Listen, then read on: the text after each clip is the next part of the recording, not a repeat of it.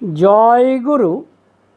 আজকের আলোচ্য বিষয় যে শ্রী ঠাকুর অনুকূলচন্দ্র চিকিৎসক হিসেবে কেমন ছিলেন, ডাক্তারবাবু হিসেবে কেমন ছিলেন, এটি আজকের বক্তব্য, মানে আজকের আলোচ্য বিষয়। এখন আপনারা বলতে পারেন যে এটা আর কেমন কথা, তবু জানা দরকার। খুব তুচ্ছ তুচ্ছ ব্যাপারগুলো জানলেও কিন্তু অনেক বড় ব্যাপারেও কিন্তু সেটা আলোকপাত করে। এখন কারণ আমাকে একজন বলেছিলেন, একজন গুরু ভাই, তিনি এইটা জানতে চেয়েছিলেন যে ঠাকুর কি ডাক্তার, অ্যালোপ্যাথি ডাক্তার ছিলেন না হোমিওপ্যাথি ডাক্তার ছিলেন। কারণ এরকম অনেকের ধারণা নেই। যাই হোক, আমি সেইটুকু ক্লিয়ার করার জন্যই এই আলোচনাটি করছি, এবং এর আরেকটু বৃহত্তর দিকও আছে। তো যাই হোক, যে কথাটি বলতে যাচ্ছি, ঠাকুর অনুকূলচন্দ্র বেসিক্যালি একজন অ্যালোপ্যাথ ডাক্তার ছিলেন। কেন? তিনি কলকাতায় ন্যাশনাল স্কুল অফ মেডিসিনে ভর্তি হয়েছিলেন। ন্যাশনাল স্কুল অফ মেডিসিন সম্ভবত যেটি বর্তমানে ন্যাশনাল মেডিকেল কলেজ, এটি তখন বউবাজারে ছিল, মানে যেটাকে আমরা বলি মানে শিয়ালদার পাশে যেটা ছিল সেইখানে ছিল ন্যাশনাল স্কুল অফ মেডিসিন। সেইখানে ঠাকুর অনুকূলচন্দ্র ভর্তি হয়েছিলেন।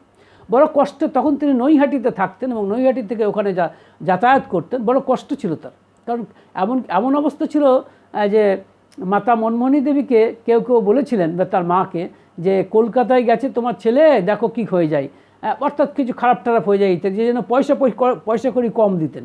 ঠাকুর ওই অল্প পয়সার মধ্যেই ওই পড়াশোনা করতেন। তো যাই হোক, অত্যন্ত ভালোভাবে ঠাকুর মানে পড়াশোনা করেছিলেন ডাক্তারি।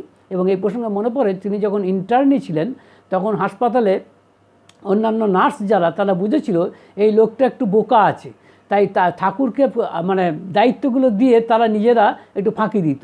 ঠাকুর বলতেন যে আমার খুব ভালোই হতো তাতে, তার কারণ আমি আর বেশি করে শিখতে পারতাম। এই হচ্ছে ঠাকুরের attitude, just see the attitude. না, একটা কথা আছে অ্যাটিটিউড কথাটা, দেখবেন অ্যাটিটিউড কথাটা যে লেটারগুলো নিয়ে তৈরি, সম্ভবত যোগ করলে সেটা 100 হয়, 100 আউট অফ 100। এই অ্যাটিটিউড দ্যাট ম্যাটার্স, মানুষের মনোভাবটাই আসল, মনে রাখবেন। তো যাই হোক, তো এখানে ঠাকুর ওরকম কাজ করতেন, অন্যের কাজগুলো করে দিতেন। তো এবং তখন সেই সময় থাকাকালীন ঠাকুর ওই অ্যালোপ্যাথি পাস করেছিলেন, কিন্তু একদম শেষের দিকে, আপনার একদম শেষে গাইনোকোলজি পরীক্ষার প্র্যাকটিক্যাল পরীক্ষার সময়, অন্যান্য সমস্ত থিওরিটির সমস্ত পরীক্ষা দিয়েছেন, গাইনোকোলজি পরীক্ষাতে যেদিন প্র্যাকটিক্যাল পরীক্ষা, সেদিন মাস্টারমশাই যারা পরীক্ষা নিচ্ছেন তারা বিভিন্ন রকম প্রশ্ন করছেন। ঠাকুর বলেছিলেন যে আপনারা আপনাদের প্রশ্নগুলো একসাথে করুন, আমি একসাথে অ্যান্সার দেব। এই অডাসিটি, এই অধ্যত্ব তারা সহ্য করতে পারেননি, এবং তারা প্র্যাকটিক্যালে ফেল করিয়ে দেন। ওই ফেল করা ডাক্তার হিসেবে ঠাকুর এলেন। যদিও ঠাকুর আদৌ ফেল করা সেই অর্থে নন, সেই অর্থে সম্পূর্ণভাবে তিনি মানে সোজা কথাই পাস করেছিলেন। তখনকার দিনে এমবি ছিল, সে পাস করেছিলেন, মানে সেই অর্থে পড়াশোনাটা সম্পূর্ণ করেছিলেন। কিন্তু লোকে বলবে ফেল করা ডাক্তার।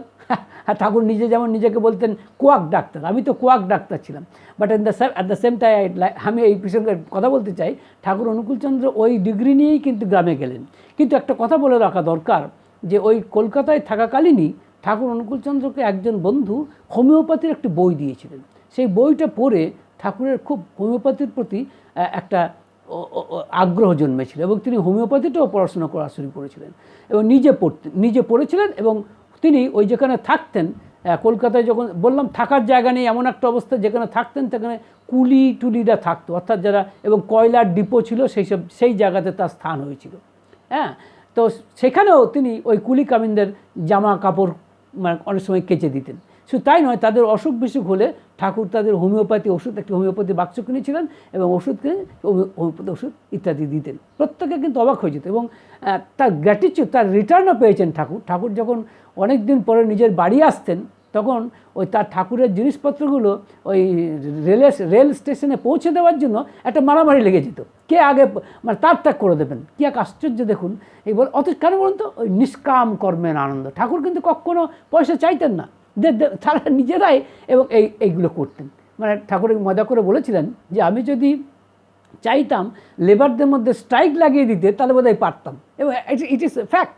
হ্যাঁ, তার জন্য কোনো প্রয়োজন হতো না ঠাকুরকে। এতটাই ঠাকুরকে মানে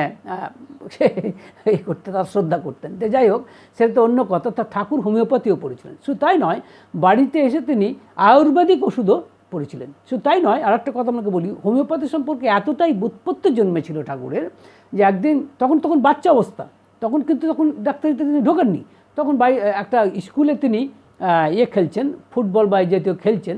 হঠাৎ দেখেন যে একটা ছেলের মানে বন্ধুর মুখ দিয়ে গ্যাজলা উঠছে, মানে বমি আসছে এবং গ্যাজলা উঠছে, পেটে ব্যথা বলছে। এখন কিছুদিন আগে ঠাকুর ওই জায়গায় বিশেষ একটি গাছটির নামটি এক্স্যাক্টলি মনে পড়ছে না বলেই বলাটা ঠিক হবে না, তো সেই গাছের পাতাকে নিয়ে, সম্ভবত ভ্যাট পাতাকে নিয়ে যাই না, যাই হোক এক্স্যাক্টলি কী আমি ঠিক মনে করতে পারছি না, না জেনে বলাটা ঠিক হবে না। তো যাই হোক ওই পাতাকে নিয়ে ঠাকুর নিজে খেয়ে দেখেছিলেন, দেখি তো কী হয়। এবং ঠাকুরের লক্ষ্য করে দেখা গিয়েছিল যে ঠাকুরের পেটে ব্যথা হয়েছিল এবং মুখ দিয়ে গ্যাজলা উঠেছে। তখন তার মনে হয়েছিল যে যদি কারো এরকম হয় যে মুখ দিয়ে গ্যাজলা ওঠে এবং পেটে ব্যথা করে, তাহলে এই গাছের পাতার রস যদি তাকে খাইয়ে দেওয়া যায় তাহলে বোধহয় ভালো হয়। মনে রাখবেন, যেটা আমাদের হানিম্যান, যেটা হোমিওপ্যাথির যিনি প্রাণ পুরুষ, যার নাম হানিম্যান, সে হানিম্যানের আবিষ্কারগুলো কিন্তু ঠিক এর উপরেই বলা যায় বেশ করে থাকে, ভিত্তি করে আছে। ঠাকুর অনুকূলচন্দ্র কিন্তু তারও আগে এটা কিন্তু ভার্চুয়ালি নিজে করেছিলেন। এবং ওই ছেলেটিকে যখন ওটা খাইয়েছিলেন, তখন সেই ছেলেটি কিছুক্ষণ পরে বলেছিলেন, কী খাওয়ালি রে, ভালো হয়ে গেছি বা সত্যি হয়েছিলেন। তাই হোমিওপ্যাথির action, mechanism of medicinal action তখনই তিনি বুঝেছিলেন। সেই অর্থে যদি বলা যায় হোমিওপ্যাথি মেডিসিনের একজন বলা যায় ভূয়দর্শী, একজন মানে ডেমনস্ট্রেটর, তো ঠাকুর অনুকূলচন্দ্র নিজে স্বয়ং। তো যাই হোক, এবং আয়ুর্বেদিকও তিনি শিখেছিলেন। তো বাড়িতে যখন এলেন ফেল করা ডাক্তার হিসেবে, যদিও সবটাই পড়াশোনা করেছেন A to Z, তো তখন বাড়িতে এসে তিনি চিকিৎসা শুরু করলেন। এবং চিকিৎসা একটা আশ্চর্য রকমভাবে শুরু করলেন। কাউকে দেখছেন যে কাউকে দেখে তিনি অ্যালোপ্যাথিক ওষুধ দিচ্ছেন, কাউকে হোমিওপ্যাথিক ওষুধ দিচ্ছেন, কাউকে আয়ুর্বেদিক ওষুধ দিচ্ছেন, অথবা কাউকে অ্যালোপ্যাথি হোমিওপ্যাথি মিশিয়ে দিচ্ছেন, বা আয়ুর্বেদিক অ্যালোপ্যাথি মিশিয়ে দিচ্ছেন, সব কিছু মিশিয়ে। এইটা দেখে অনেকে প্রশ্ন করেছিলেন ঠাকুরকে পরবর্তী ক্ষেত্রে যে আপনি কোন প্যাথিতে বিশ্বাস করেন, অ্যালোপ্যাথি না হোমিওপ্যাথি? তো ঠাকুর বলেছিলেন একটা আশ্চর্য কথা, বলেছিলেন দেখুন, আমি মেডিসিন ফ্যানাটিক নই, আমি কিওর ফ্যানাটিক। মানে আমার মেডিসিন নিয়ে, ওষুধ নিয়ে তেমন আমার কোনো নেই। সে অ্যালোপ্যাথি ওষুধও হতে পারে, হোমিওপ্যাথিক ওষুধ হতে পারে, বা আয়ুর্বেদিক হতে পারে, no matter. What is important, এটা কিওর করবে কিনা, ভালো করবে কিনা। এবং লক্ষ্য করে দেখুন, আজ কতদিন আগে ঠাকুর অনুকূলচন্দ্র এটি করেছিলেন, যে একই সাথে হোমিওপ্যাথি এবং অ্যালোপ্যাথি দুটোও দিয়েছেন তিনি, বা আয়ুর্বেদিক দিয়েছেন। এবং আজকের দিনে আজকে গভীরভাবে ভাবতে হয়েছে মানুষকে যে কোনো একটা বিশেষ প্যাথি দিয়ে সমস্ত অসুখ বিসুখের উত্তর পাওয়া যাচ্ছে না, বা নিরাময়ের কোনো রাস্তা পাওয়া যাচ্ছে না। তাই আজকের দিনে সব মিলিয়ে একটা যেটাকে বলতে পারেন a kind of alternative system of medicine, বা সব কিছু মিশিয়ে যে কী বলবো আপনাকে, compilation of all the medicines নিয়েও কিন্তু চিন্তাভাবনা হচ্ছে। এমন চিন্তাভাবনা হওয়ার কথা উঠছে যে একজন অ্যালোপ্যাথিক মেডিসিন, মানে একজন অ্যালোপ্যাথিক ডাক্তারকে হোমিওপ্যাথিক একটা এক্সপোজার দেওয়া হচ্ছে, তেমনই একজন হোমিওপ্যাথিক ডাক্তারকে অ্যালোপ্যাথিক এক্সপোজার দেওয়া হচ্ছে, ইকুয়ালি আয়ুর্বেদিক। কেন? কতদিন আগে ঠাকুর এটি শুধু ভেবেছিলেন তা নয়, হি অ্যাপ্লাইড ইট ইন রিয়ালিটি। তিনি বাস্তবে এটা করে দেখিয়েছেন, এবং কত রোগী ভালো হয়েছে। ঠাকুর এসে পাত্তা দিতেন না যে কে কী মনে করলো না করলো। যাই হোক, ঠাকুর কেমন ডাক্তার ছিলেন দেখুন। একদিন তিনি রাস্তায় যাচ্ছেন ওই ডাক্তারি করতে করতে, ডাক্তারি বাক্সের ওই ওষুধের বাক্স নিয়ে, হঠাৎ দেখেন একটি মুসলমান যুবক সে কতগুলো মাছ নিয়ে যাচ্ছে। তো মানে বোয়াল মাছ, ছোট্ট বোয়াল মাছের ছোটো ছোটো চারা পোনা নিয়ে সে যাচ্ছে। তো তখন ঠাকুর তাকে দেখে বললেন, বাবু তোমার হাতেগুলো কি? বলে বোয়াল মাছের চারা। বলে ওটা খেও না, খেলে কিন্তু তুমি অসুস্থ হয়ে পড়বে। তো সে তখন বলছে, খোদা পয়দা করেছে, যা হবার তা হবে, এরকম বলছেন, মানে খাবো বলতে চাইছেন। তো ঠাকুর আর কী করেন, সে শুনলো না, সে চলে গেল। তা ঠাকুর ডাক্তারি করার পরে যখন বাড়িতে এসেছেন, দেখে সেই লোকটির বাড়ি থেকে এসেছে যে তার খুব ঘন ঘন দাস্ত হচ্ছে, মানে পায়খানা হচ্ছে এবং বমি হচ্ছে ইত্যাদি ইত্যাদি। তখন ঠাকুর গেলেন, ঠাকুর গিয়ে ওষুধ দিলেন। হ্যাঁ, সেই ওষুধ দেন, সম্ভবত ওষুধটির নাম ভিরাট্রাম অ্যালবাম। ঠাকুর ভিরাট্রাম অ্যালবাম 200 দিলেন তাকে, এবং আশ্চর্যজনকভাবে তার কাজ হয়ে গেল। তখন কাজ যে হয়ে গেল, তখন তারা অবাক হয়ে ভাবলো ঠাকুর বোধহয় ম্যাজিক করেছেন। আবার বলছি, ঠাকুর অনুকূলচন্দ্র কোনো অলৌকিকতা বিশ্বাস করতেন না। He didn't believe in miracles, মনে রাখবেন, ঠাকুর অলৌকিকতাকে ঘৃণা করতেন। ঠাকুর প্রত্যেকটির পিছনে বিজ্ঞানকে স্থান দিয়েছে। এত বড় বিজ্ঞান মনস্ক আধ্যাত্মিক পুরুষ আমার অন্তত আর কাউকে জানা নেই। তিনি তিনি সত্য কথা বলতে আধ্যাত্মিকতাকে বিজ্ঞানের সঙ্গে এমন ওতপ্রোতভাবে সম্পৃক্ত করেছেন যে কেউ বলতে পারবে না যে কোনো কিছু মানে শ্রী ঠাকুর অনুকূলচন্দ্র তথাকথিতভাবে কিছু কলকবজা, এবং লোকে বলতে এরকম যে তিনি নাকি কি যেন বলে হিপনোটিজম জানেন, বা তার মায়ের কাছ থেকে নানান রকম মন্ত্রতন্ত্র শিখেছেন কামরূপ কামাখ্যা থেকে, like that and this, but nothing else. Actually শুধু তাই নয়, কথাটা কেন বললাম, কারণ স্থানীয় যে ডাক্তারবাবুরা ছিলেন তারা কিন্তু ঠাকুরের এই প্রসাদ দেখে খুব রাগ হয়ে গিয়েছিল। হ্যাঁ, একে তো ফেল করা ডাক্তার, তার উপরে এত কাণ্ড, এত রোগী বলা বাহুল্য, ঠাকুরের বাড়ির পাশে মানে মেলা বসে যেত প্রায়, এবং অনেকে মুড়ি বা অন্যান্য দোকান খুলে বসতেন। কেন বলুন তো, ঠাকুরের এত প্রসাদ, এই এত প্রসাদ দেখে স্থানীয় যারা ডাক্তার তারা খুব রাগ হয়ে গেছিল, এবং ঠাকুরকে কী করে ডাউন করা যায় সেই জন্য ঠাকুর অন্যান্য যারা পেশেন্ট তাদের কাছে যেত, সেসব পেশেন্টদের তারা বলতো, ও ঠাকুরের কাছে চিকিৎসা করেছে তো দেখো তোমার ভালো হয়েছে বলে মনে করছো, 6 মাস পরে আবার হবে। কিন্তু 6 মাস পরে যখন আবার হয়নি, তখন ওই পেশেন্টরাই তাদেরকে প্রায় মারতে গেছে বলে এসব চালাকি করার জায়গা পাওনি।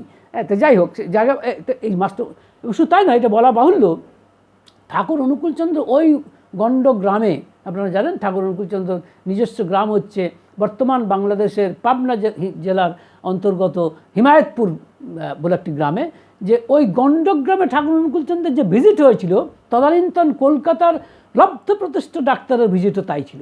তার চেয়ে কম, মানে ঠাকুর অনুকূলচন্দ্র তার চেয়ে কিছু কম পেতেন না। কিন্তু বলা বাহুল্য, ঠাকুর কখনোই নিজে ভিজিট করেননি, কিন্তু নিজে ভিজিট করেন, ইনফ্যাক্ট পেশেন্টরাই এই ঠাকুরকে ভিজিট করেছিল। এটাও তো তথ্য, এটাও তো সত্য।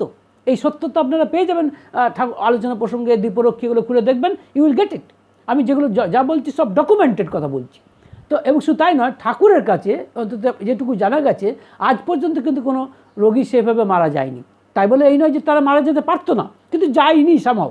এবং একথাটাও বলা বাহুল্য, ঠাকুর কিন্তু যখন মানুষের কোনো রোগীর ধাত অর্থাৎ সোজা কথায় পালস দেখতেন, তখন ঠাকুর এরকম বলেছেন, সেখানে তিনি ঠাকুর যে আমাদের যে সৎ নাম তার অনুরণন শুনতে পেতেন। সেই সৎ নাম, এবং লক্ষ্য করে দেখবেন আমাদের হৃৎপিণ্ড যেরকম করছে না, বলছে না যেটাকে আমরা বলি হৃৎপিণ্ডের যে স্পন্দন ধকধক করছে যেটা মনে হয়, এটাও কিন্তু মনে রাখবেন একটা সৎ নামেরই একটা, মানে যখন সৎ নামটা দিয়ে আপনার হৃৎপিণ্ডের স্পন্দনকে মেলাতে পারবেন, তা সেটাকেই বলা যেতে পারে অজপাজপ। অর্থাৎ যখন আপনার শরীরের মধ্যে যে ভাইটাল ফ্লো চলছে, জীবন প্রবাহ চলছে, মনে রাখবেন সেটা ওই শব্দ কম্পনেরই একটা প্রকাশ মাত্র। এই শব্দ কম্পনের প্রকাশ যখন আপনি এই নামের সাথে মিলিয়ে দিতে পারবেন, সেটাই হচ্ছে অজপাজপ, ভাইটাল ফ্লো যেটাকে বলে সেইটাই। এছাড়া অজপাজপ অন্য কিছু বলে লোকে যে বলে, অন্তত ঠাকুর অনুকূলচন্দ্র সে কথা বলেননি। এটা আপনার আলোচনা প্রসঙ্গে পাবেন, কারণ অনেকে একজন জিজ্ঞেস করেছিলেন অজপাজপ কাকে বলে, একজন সাধু জিজ্ঞেস করেছিলেন। ঠাকুর বলছিলেন আপনিই কর না। তো সেই সাধু বলেছিলেন নিঃশ্বাস প্রশ্বাসের যে জপ সেটাই অজপাজপ। ঠাকুর বলছেন না, নিঃশ্বাস প্রশ্বাসের জপকে অজপাজপ বলে না। আমাদের মধ্যে যে ভাইটাল ফ্লো চলছে, জীবন প্রবাহ চলছে, সেই জীবন প্রবাহকে উপলব্ধি করা, তাকে অনুভব করার নামই হচ্ছে অজপাজপ।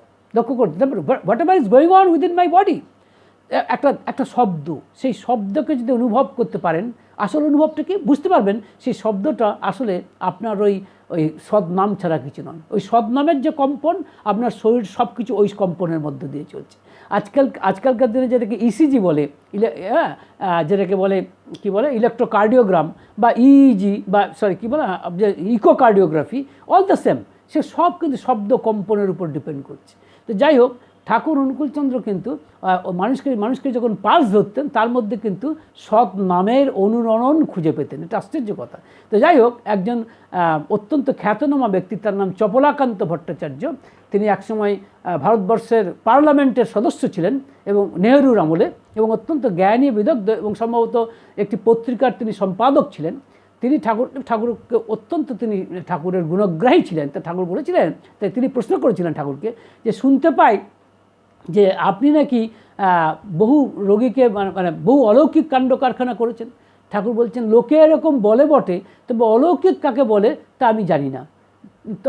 তখন বললেন যে শুনেছি যে একজন খুব সহজে রোগ ভালো করেছেন, শুনেছিলাম যে একজন মানুষ নাকি রাস্তা দিয়ে আসছিল, সে বোয়াল মাছের চালা নিয়ে আসছিল, আপনি নাকি চিকিৎসা করে ভালো করেছিলেন, এটা কি করে করলেন?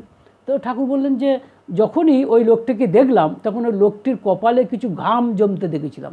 আর আমার বারবারই মনে হয় হোমিওপ্যাথিক ওষুধগুলো তো যখন নিয়ে পড়াশোনা করেছি তখন আমি ভাবতে চেষ্টা করেছি যে প্রত্যেকটি ওষুধের জন্য এক একটা রোগীর কীরকম চেহারা হতে পারে তার একটা ছবি মনে মনে আমি কল্পনা করেছিলাম। তাই ওকে দেখেই আমার ভিরাট্রাম অ্যালবামের কথা মনে হয়েছিল। তাই যখন ভিরাট্রাম অ্যালবাম দিলাম তখন এবং রোগী যখন ভালো হয়ে গেল তখন সে মনে করলো আমি অলৌকিক বা একটা ম্যাজিক কারসাজি করে ফেলেছি, কিন্তু আদতে তা নয়। তখন ওই চপলাকান্ত ভট্টাচার্য জিজ্ঞাসা করেছিলেন, তা না হয় বুঝলাম, কিন্তু এত র্যাপিডলি, এত তাড়াতাড়ি অন্য লোক তো ভালো করতে পারছে না, আপনি পারছেন কি করে? তখন ঠাকুর বলছেন, দেখুন অভ্যাসের গুণে হয়। ধরুন আপনি এই যে শর্ট হ্যান্ড জানেন, আমি তো জানি না, কিন্তু আপনার কাছে যেমন শর্ট হ্যান্ড জানাটা খুব সহজ ব্যাপার, সেরকম চিকিৎসা করতে করতে অভিজ্ঞতার ফলে এবং প্র্যাকটিসের ফলে এবং আপনার যদি সত্যিকারের মনোযোগ থাকে, মনোযোগ দিয়ে যদি আপনি করেন তাহলে কিন্তু সবই সম্ভব, অসম্ভব নয়। আমি যা করেছি সেটা অন্য পারবে না এমন কিন্তু নয়। ঠাকুর এটা আমাদেরকে কতভাবে ইন্সপায়ার করছেন। তো যাই হোক, এমনই ডাক্তার ছিলেন ঠাকুর অনুকূলচন্দ্র। তবে হ্যাঁ, পরবর্তী ক্ষেত্রে তিনি ডাক্তারি ছেড়ে দেন, কারণ তিনি বুঝতে পারেন মানুষের শরীরের রোগের চেয়ে মনের রোগ আরও বেশি ভয়ঙ্কর। এবং ঠাকুর একটা বাণী আছে, সম্ভবত আপনারা শুনেছেন অনেকেই, যে মনটা দুষ্ট হলেই জানিস ব্যাধি রাথাল হয়, ওইটাকে তুই এড়িয়ে চলিস ব্যাধি করবি জয়। তা দেখুন, রোগকে কী করে জয় করা যায় তার কথাও ঠাকুর বলেছেন। সব কিছু ডিপেন্ড করছে মনের উপরে। মন একটা আশ্চর্য জিনিস, কিন্তু এই মুহূর্তে চিলের মতো ছো মেরে দিয়ে চলে যায়। সেই জন্যই জানেন মনকে সবসময় নিরক্ষপরক করতে হয়, মনটা কোথায় আছে। একটা গান শুনেছিলাম যে মন বলে আমি কী যেন বলে, মন বলে আমি মনের ভিতর নেই, এরকম কথা বলে, হাওয়ায় হাওয়ায় ঘুরে বেড়াই মাটিতে সে নামে না, বা ইত্যাদি কথাবার্তা বলেছেন। সত্যি কথা, মনের মধ্যে মনকে যদি কন্ট্রোল করতে পারেন তাহলে বুঝবেন আপনি অলমোস্ট অনেকখানি করে ফেললেন। হ্যাঁ, মানে হাফ দ্য ওয়ার, মানে ওয়ান যাকে বলে, যে হাফ দ্য ব্যাটল ওয়ান বলে না, অর্ধেক যুদ্ধ জয় করে নেওয়া। তো ঠাকুর তখন তিনি বুঝলেন যে মনের রোগটাই আসল। তাই তিনি পুরোপুরি আধ্যাত্মিক পুরুষে পরিণত বুঝলেন যে ধর্মদান ছাড়া আর কোনোভাবে এর রক্ষা পাওয়া যায় না। এখন আপনারা প্রশ্ন তুলতে পারেন, তর্ক করতে পারেন, ধর্মদান তো অনেককে করা হয়েছে, দীক্ষা তো অনেককে দেওয়া হয়েছে, তা সত্ত্বেও অনেকে ভালো হচ্ছে না। কারণ এর কারণ হচ্ছে, আবার বলছি, দুটো কারণ। এক হচ্ছে আপনি কি করছেন বা কিভাবে নিজেকে নিয়ন্ত্রণ করছেন, মনকে কিভাবে নিরক্ষপরক করছেন, তার উপরে, অর্থাৎ আপনি পুরুষাকার হিসেবে কি করছেন। একই সাথে আপনার যে প্রারব্ধ, আপনার যে পূর্বজন্মার্জিত, পূর্বজন্মের যে কাজ, ভালো কাজ মন্দ কাজ সব মিলিয়ে যেগুলোকে আমরা প্রারব্ধ বলি বা দৈব বলি, তারও একটা ইফেক্ট আছে, তারও একটা ফল আছে, কোনোটাকে আমরা অস্বীকার করতে পারবেন না। You cannot deny any factor. সুতরাং কথাটা এইখানে, কিন্তু চেষ্টা করতে হবে, you will have to try. আপনি কিছু চেষ্টাই না করেন, পুরুষাকারটাই না করেন, না সব কিছু বসে আছি, আমার কিছু হবে না, দ্যাট ইজ রং। ঠাকুর অনুকূলচন্দ্র এই মতের পক্ষপাতী ছিলেন না। যাই হোক, ঠাকুর অনুকূলচন্দ্র পরবর্তী ক্ষেত্রে হয়ে গেলেন কি, মনের ডাক্তার। মনের ডাক্তার বলতে মন থেকে পরবর্তী ক্ষেত্রে বলতে পারেন আধ্যাত্মিকতার ডাক্তার। এবং সেখানেও আমার নিজের ধারণা তিনি 100% সাকসেসফুল। এই কারণেই বলতে চাইছি, তিনি সহজ শর্তে আমাদেরকে বুঝিয়ে দিয়েছেন। কেন? এক্ষেত্রে রামকৃষ্ণদেবের একটি কথা মনে পড়ছে, তিনি উত্তম বৌদ্ধ, মধ্যম বৌদ্ধ এবং অধম বৌদ্ধের কথা বলেছেন। রামকৃষ্ণ কথামৃতে এটা পেয়ে যাবেন। উত্তম মানে অধম বৌদ্ধকে যে ডাক্তারি চিকিৎসা করে দিল, বলে দিল এই ওষুধগুলো খেও। হ্যাঁ, সে ওষুধ খেলো কি খেলো না, বা খাবে কি খাবে না, এ নিয়ে তার মাথা ব্যথা নেই, তাই হচ্ছে অধম বৌদ্ধ। আর মধ্যম বৌদ্ধকে যে বলে, বাপু দেখো ভালো এই ওষুধগুলো দিলাম, ওষুধগুলো ঠিক খেও কিন্তু, এবং কিছুটা খাওয়াবার জন্য তাকে মানে অনুরোধ করলো, বা যাতে খায় সে চেষ্টা করলো। আর উত্তম বৌদ্ধকে জানেন রামকৃষ্ণদেবের কথাই তিনি বলছেন, উত্তম বৌদ্ধ সেই যে বুঝেছে রোগী বিকারের ঘরে আছে, তাকে গলাতে পাটা টিপে ওষুধটা খাইয়ে দেয়, যে সেই হচ্ছে উত্তম বৌদ্ধ। ঠাকুর অনুকূলচন্দ্র আধ্যাত্মিক জগতে উত্তম বৌদ্ধ রূপে এসেছেন। তিনি এত থিওরি বলতে আসেননি, যদিও তার থিওরি এক আশ্চর্য থিওরি, সে নিয়ে গবেষণা হচ্ছে না, এটা আমাদের দুঃখের, আমাদের আফসোসের, এটা আমাদের দুঃখ, আফসোস, এটা আমাদের খেদ। কিন্তু তা সত্ত্বেও তিনি প্র্যাকটিক্যালি যা করে গেছেন, যা করতে বলেছেন, যজন যাজন ইষ্টভৃতি, এই তিনটে যদি কেউ করে তাহলে কিন্তু অনেকখানি উত্তম বৌদ্ধের কাজ করেছেন। যজন মানে তুমি নিজে ঈশ্বরের নাম করো, আর যাজন মানে তুমি নিজেকে নিয়ে শুধু ভেবে নাও, you must think for others, অন্য কেউ বলো, বা চেষ্টা করো যাতে তুমি ঈশ্বরের কথা অন্য কেউ বলতে, কারণ অন্য যদি উন্নতি লাভ না করতে পারে তুমিও কিন্তু উন্নতি লাভ করতে পারবে না। রবীন্দ্রনাথের একটা কথা আছে না, যারা তুমি মানে পশ্চাতে ফেলো, এরকম কথা, যারা তুমি পিছিয়ে ফেলো সে তোমার পশ্চাতে টানিয়েছে। সুতরাং আপনাকে চিন্তা যাজন ইষ্টভীতি মানে ইউ মাস্ট স্যাক্রিফাইস সামথিং, আপনাকে কিছু আত্মত্যাগ করতে হবে, সেটা ইষ্টের নামে আপনাকে সেটা করতে হবে। মানে এটা অনেক কথা আছে এবং ভগবান শ্রীকৃষ্ণও বলেছেন এই কথাগুলো। যাই হোক, সেগুলো যেমন তিনি কি বলে 3য় অধ্যায়ে 12 নম্বর শ্লোকে এই কথাগুলো বলেছেন যে ইষ্টান ভোগান হি ভো দেবা দর্শন্তে যজ্ঞ ভাবিতাহ তৈয়েরে দত্তান প্রদায়েভ্যো যো ভুঙ্কতে স্তেন এব সহ। এর অর্থ কিন্তু অনেকটা এরকমই। যে যাই হোক, এই তাহলে ঠাকুর অনুকূলচন্দ্র এই যে যজন যাজন ইষ্টভীতি, এই যে তিনি দীক্ষার প্রবর্তন করলেন, কারণ এটা ভক্তিযোগের অংশ। ভক্তিযোগটাকে সবাই বলছে সব থেকে সহজযোগ, সহজতর যোগ, সবাই বলেছেন, ভগবান শ্রীকৃষ্ণ বলেছেন এবং রামকৃষ্ণদেব তিনিও তো একই কী বলছেন, এই কলিতে নারদীয়া ভক্তিযোগ্য। কারণ কলিতে মানুষের বেশি জোরালো কিছু করতে পারবে না, তাই ভক্তিযোগ। আর এই দীক্ষাটা সদ্গুরুর কাছ থেকে পাওয়া যে নাম বা সদ্নাম দীক্ষা নেওয়া, এটা হচ্ছে ভক্তিযোগের অন্তর্গত। তাই ঠাকুর অনুকূলচন্দ্র এই আধ্যাত্মিক জগতে আমার ধারণা উত্তম বা বলা যায় সর্বোত্তম বৈদ্যের কাজ করতে এসেছে। এবং লক্ষ্য করে দেখুন, এটা হয়তো বলতে খারাপ লাগে, এত প্রতিকূলতা, এত অপপ্রচার, এত বিভ্রান্তি মানুষের মধ্যে ছড়ানো হচ্ছে, তা সত্ত্বেও কিন্তু ঠাকুর অনুকূলচন্দ্র সোজা কথা, তাকে কিন্তু কোনোভাবেই রোখা যাচ্ছে না। তিনি ক্রমবর্ধমান, ক্রমশ চলছেন। মনে রাখবেন, একজন আধ্যাত্মিক পুরুষের বিচার হয় তার দেহে থাকাকালীন অবস্থায় নয়। কারণ অনেক আধ্যাত্মিক পুরুষ আছেন যাদের দেহাবসান ঘটলে তারা কিন্তু কালের সম্মার্জনী দ্বারা, সম্মার্জনী মানে ঝাঁটা, কাল মানে সময়, এই কালের সম্মার্জনীর দ্বারা কিন্তু ধুয়ে মুছে সাফ হয়ে যান। বিশেষ করে যারা তথাকথিতভাবে আধ্যাত্মিক পুরুষ, সত্যিকার যদি না হয়, সত্যিকার থাকলে তারা অবশ্যই থাকবে, কিন্তু মনে রাখবেন যিনি সত্যিকারের আধ্যাত্মিক পুরুষ তার কিন্তু কালের সম্মার্জনীতে তিনি কখনোই ভেসে যান না, বরং আরও তর হয়ে ওঠেন। এবং কালের যে অমোঘ গতি, তাতে তো সেটাই লক্ষ্য করছি। আর এটাও মনে রাখবেন, এছাড়া অন্য কোনো পন্থা আছে বলে আমার জানা নেই। নান্য পন্থা বিদ্যতে অয়ং। ভালো থাকবে। জয়।